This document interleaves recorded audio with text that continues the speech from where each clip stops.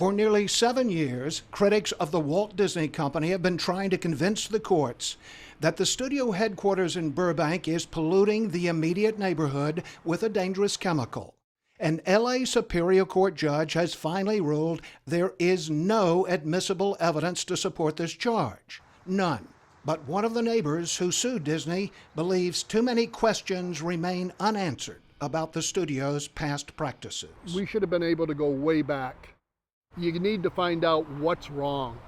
Former Disney horse trainer Dennis Weisenbaugh has seen some of his neighbors die from strange illnesses over the years.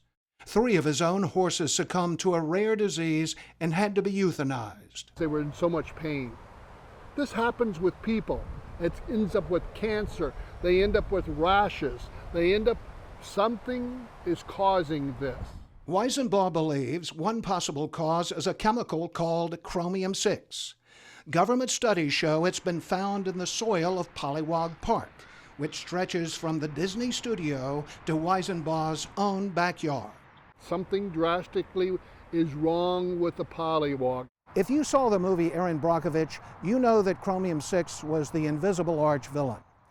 It's a cancer causer, according to federal and state regulators. In the real-life Erin Brockovich story, a legal researcher found that chromium-6 had leaked from industrial air conditioning systems in Hinckley, California, and had contaminated the environment. Did the same thing happen with Disney in Burbank? Yes, absolutely. Weisenbaugh argued in court that Disney once used chromium-6 in its cooling systems and flushed it into local streets and storm drains and into Pollywog Park. Judge Laura Ellison ruled there's no proof for any of this, but she did not dispute government reports showing unexplained traces of chromium-6 in the neighborhood. We have a 2009 and 2011 test, all indicating that chromium-6 is all over the place. Ron Baumier headed up Weisenbaugh's legal team and still worries about the chromium-6 found in the area. The problem is the levels by most experts are too high to do that. 3 years ago, this government-sponsored study found chromium-6 in 70% of the test locations in Pollywog and on the studio lot. They dug 127 well sites, and in 97 of them they found chromium-6. 4 at a very high levels. Baumier says chromium-6 is man-made and wouldn't just pop up spontaneously in Disney's neighborhood. Additionally, the chromium-6 is on their property. Disney's lead attorney, Kirk Wilkinson, declined to be interviewed. But in court, he argued that the contamination found in the Disney area could have come from many other sources, including freeway traffic, the nearby NBC studios, or St. Joseph's Hospital. He noted that no government agency has held Disney responsible for any of the contamination. He also denied that Disney had ever used any chromium-6 in its cooling systems or dumped it into Pollywog. But he did admit that the chemical had been used for other more limited purposes on the studio lot up until 1994 and released into a sanitary sewer. Disney has admitted using chromium-6 in their facility for a variety of things. Films, mostly to protect film.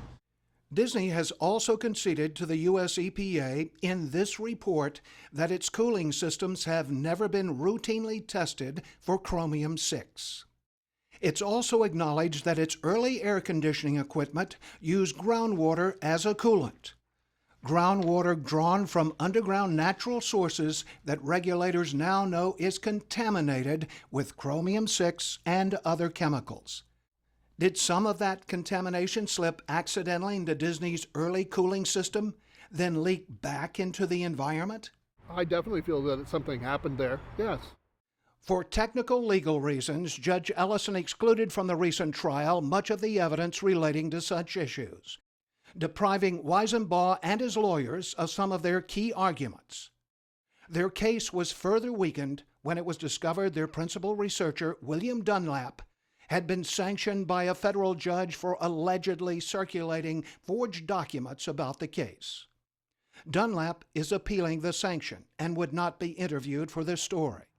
Weisenbaugh thinks this episode tipped the scales against his own chances in court. Unfortunately, there were some things that happened, and I don't want to point fingers at anyone, that shouldn't have happened during that case.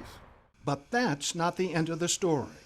2 weeks after the trial, state health officials adopted their first enforceable standard for chromium-6, a new maximum contaminant level.